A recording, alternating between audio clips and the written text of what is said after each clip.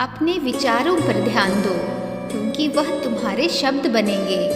अपने शब्दों पर ध्यान दो, क्योंकि वह तुम्हारे कर्म बनेंगे। अपने कर्मों पर ध्यान दो, क्योंकि वह तुम स्वयं बनोगे। गलती उसी से होती है जो मेहनत से काम करता है। निकम्मों की जिंदगी तो दूसरों की बुराई खोजने में ही खत्म हो जाती है। इज्जत इंसान की नहीं होती, ज़रूरत की होती है। ज़रूरत खत्म तो इज्जत खत्म। बोलना सीखें, वरना जिंदगी भर सुनना पड़ेगा। उड़ने में बुराई नहीं है, आप भी उड़ें, लेकिन उतना ही जहाँ से ज़मीन साफ साफ दिखाई देती हो। सिर्फ वो लोग आपकी परवाह करते हैं जो आपको तब भी सुन सकते हैं जब आप चुप होते हैं। चिंता उतनी ही करिए जितने में काम हो जाए, उतनी नहीं कि जिंदगी ही तमाम हो जाए। आप अपने शब्दों को चाहे जितनी भी समझदारी से बोलिए, लेकिन सुनने वाला अपनी योग्यता और अपने मन के विचारों के अनुसार उसका मतलब निकालता है। यकीन करो, जो तुम्हें भूल चुका है वो भी याद करेगा, बस उसके मतलब के दिन आने दो। कहानी जिंदगी की यही है कि इसमें मनचाहा किरदार कभी नहीं मिलता। जिंदगी तो अपने दम पर ही जी जाती है। दूसरों के कंधों पे तो सिर्फ जनाजे उठाए जाते हैं। आपकी मुस्कान आपके चेहरे पर भगवान के हस्ताक्षर हैं। उसे अपने आंसुओं से धुल लें या क्रोध से मिटने ना दें। कोई भी व्यक्ति हमारा मित्र या शत्रु बनकर संसार में नहीं आता। हमारा व्यवहार और शब्द ही लोगों को मित्र और शत्रु बनाता है। जो व्यक्ति हर समय दुख का रोना रोता है, उसके द्वार पर खड़ा सुख बाहर से ही लौट जाता है। जिसके पास उम्मीद और आस है, वो जिंदगी के हर इम्तिहान में पास है। हर कोई अपना नहीं होता, और यही सच है। कितने अजीब हैं यह ज़माने के लोग, खिलौने छोड़कर जज्बातों से खेलते हैं। महान दिमाग विचारों की चर्चा करता है, औसत दिमाग घटनाओं की चर्चा करता है, और छोटा दिमाग लोगों की चर्चा करता है। अहंकार नाप लीजिए जनाब, वक्त के समंदर में कई सिकंदर डूब गए। इन 5 जगहों पर हमेशा चुप रहना सीखिए। पहला, जहां आपके शब्दों की कोई कीमत नहीं। दूसरा, जहां बोलने के बाद आपको पश्चाताप करना पड़े। तीसरा, अगर आपके बोलने से किसी का दिल दुखता हो।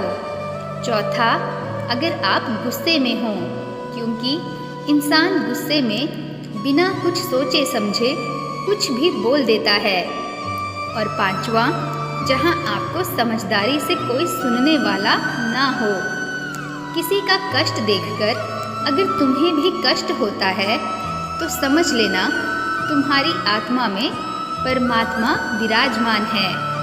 सिर्फ सुकून ढूंढें, ज़रूरतें कभी भी पूरी नहीं होती। जिंदगी में सारा झगड़ा ख्वाहिशों का है। ना तो किसी को गम चाहिए और ना ही किसी को कम चाहिए। जिसके इरादे हमेशा साफ होते हैं, कई बार लोग उसी के खिलाफ होते हैं। जो तुमसे तंग आ जाए उसे छोड़ दो, क्योंकि बोझ बन जाने से याद बनना ज़्यादा बेहतर है। झूठ की खरीदारी ज़्यादा दिन तक नहीं टिकती। सच एक ही सही, लेकिन अंत तक साथ देता है। किसी इंसान के आज को देखकर उसके भविष्य का मजाक मत उड़ाओ। याद रखो, समय में इतनी शक्ति है कि वह कोयले को भी धीरे धीरे हीरे में बदल देता है। समय जब फैसला करता है तो गवाहों की ज़रूरत नहीं पड़ती। इंसान का काम तमाम करने वाला शब्द है कल करूँगा। ना तो अधिक बोलना अच्छा, ना ही ज़रूरत से ज़्यादा चुप रहना। जैसे बहुत अधिक वर्षा होना भी अच्छी बात नहीं है, और बहुत अधिक धूप भी अच्छी नहीं होती। विचार कीजिए, हमारा जन्म हमारी मर्जी से नहीं होता, ना हमारा मरण हमारी मर्जी से होता है। तो इस जन्म मरण के बीच में होने वाली सारी व्यवस्था हमारी मर्जी से कैसे हो सकती है? जिंदगी में हर मौके का फायदा उठाओ, पर किसी की मजबूरी का कभी नहीं। अगर जिंदगी मौका देती है तो धोखा भी देती है। जिंदगी की सबसे अच्छी दवा है जिम्मेदारी। एक बार पी लीजिए साहब, जिंदगी भर थकने नहीं देगी। जीवन में प्रयास सदैव कीजिए, लक्ष्य मिले या अनुभव, दोनों ही अमूल्य हैं। जिंदगी में तकलीफ तो हवा के झोंकों सी होती है, जो आती है और चली जाती है, पर ये जब जब आती है तो सभी का नकाब उतार कर जाती है। जो आपने सोचा है ज़रूरी नहीं कि वो मिल जाए, मगर जो भगवान ने सोचा है वो आपको अवश्य मिलेगा। इंसान कर्म करने में अपनी मनमानी कर सकता है, मगर फल भोगने में कभी नहीं। अपना वह होता है जिसके साथ बातें खुलकर की जा सकें, ना कि संभल संभल कर। मनुष्य अहंकार और गलतफहमी के कारण महत्वपूर्ण चीज़ों से दूर रहता है। गलतफहमियाँ सच नहीं बताती और अहंकार सत्य को देखने नहीं देता। अगर आपके साथ जिंदगी खेल खेल रही है तो आप निश्चित ही एक बेहतरीन खिलाड़ी होंगे। जिंदगी का काम है ठोकर मारना, बिखरना है या आगे बढ़ना, यह तो आप पर निर्भर करता है। आज तुम्हारे जीवन में कितनी मुसीबतें हैं, इससे कोई फर्क नहीं पड़ता। फर्क पड़ता है तो बस इस बात से कि तुम उनका सामना कैसे करते हो। मनुष्य को इस संसार में जो भी मिला है उसमें उसको खुश रहना चाहिए। जो नहीं मिला है उसके लिए दुख नहीं मनाना चाहिए, क्योंकि इंसान ने जितना उसके लिए सोचा है, भगवान ने उसके लिए उससे कहीं ज़्यादा सोच कर रखा है। इसलिए कभी भी किसी चीज़ के बारे में चिंता मत करो। प्रभु श्री राम ने घर में विरोध सहा है। श्री कृष्ण ने भी अपने जीवन में बहुत कुछ सहा है, और यह आपके साथ भी होगा। पर अगर इससे आप ऊपर उठोगे तो ही कुछ नाम बनेगा। दूसरों पर निर्भर रहने वाले लोग कभी खुश नहीं रह पाते। इसलिए सही यह है कि आप आपकी इच्छाओं को स्वयं पूरा कर सकें। एक गांव में आग लग गई। आग बढ़ती जा रही थी। गांव वाले अपनी जान बचाने हेतु इधर उधर भाग रहे थे। एक चिड़िया ने इस दृश्य को देखा और अपनी चोंच में पानी भरकर आग बुझाने का प्रयास करने लगी। वो बार बार अपनी चोंच में पानी लाती और आग में डालती जाती।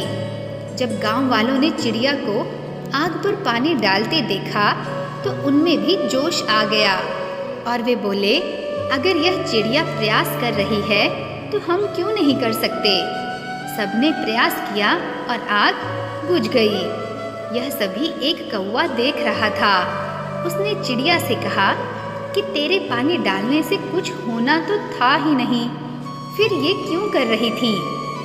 चिड़िया ने कहा, मेरे पानी डालने से कुछ हुआ या नहीं हुआ इससे कोई फर्क नहीं पड़ता, लेकिन मुझे गर्व है कि जब इस आग की बात होगी तो मेरी गिनती आग बुझाने वालों में होगी, तेरी तरह तमाशा देखने वालों में नहीं। एक बार एक किसान अपने खेत में काम कर रहा था। खेत में काम करते करते किसान की घड़ी खो गई। कुछ साल पहले यह घड़ी उस किसान को उसके पिताजी ने दी थी, इसलिए वह घड़ी उस किसान के लिए बहुत कीमती थी। अब किसान सब काम छोड़कर उस घड़ी को खोजने लगा, लेकिन बहुत देर होने के बाद भी वो घड़ी नहीं मिली। तभी किसान ने पास में खेल रहे बच्चों को बुलाया और उनसे कहा, बच्चों, इस खेत में मेरी घड़ी गुम हो गई है। मैं बहुत देर से घड़ी ढूंढ रहा हूँ। तुम में से जो मेरी घड़ी ढूंढने में मदद करेगा, मैं उसे एक इनाम दूंगा। इनाम के उत्साह में सब बच्चे उस घड़ी को ढूंढने लग गए। लेकिन इतने बड़े खेत में छोटी सी घड़ी ढूंढना बहुत मुश्किल काम था। कुछ घंटों बाद जब बच्चे जाने लगे, किसान ने भी अपनी उम्मीद छोड़ दी। वो भी घर जाने की तैयारी कर रहा था। आखिर में एक बच्चा किसान के पास आया और बड़ी शान से कहा कि सब बच्चे चले गए, बस मुझे थोड़ी देर और घड़ी ढूंढने दीजिए।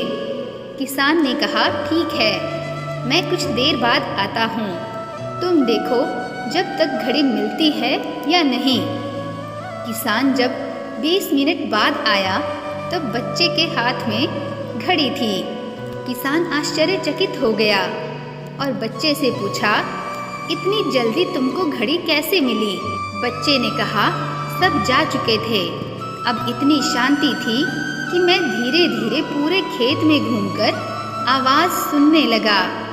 जैसे ही शांति में मुझे आवाज़ सुनाई दी, उससे मुझे पता लग गया कि घड़ी कहाँ पर है। दोस्तों, यह कहानी शांत दिमाग का बहुत ही बढ़िया उदाहरण है। जब हमारा दिमाग शांत होता है, हर बड़ी चिंता खत्म हो जाती है, और जब आसपास का शोर भी खत्म हो जाता है तो हमारा दिमाग अपने आप काम करता है और हमें सही दिशा दिखाता है। तो इस वीडियो में बस इतना ही। जल्दी मिलते हैं हम और एक ज्ञानवर्धक वीडियो के साथ। तब तक के लिए धन्यवाद। जय श्री कृष्णा।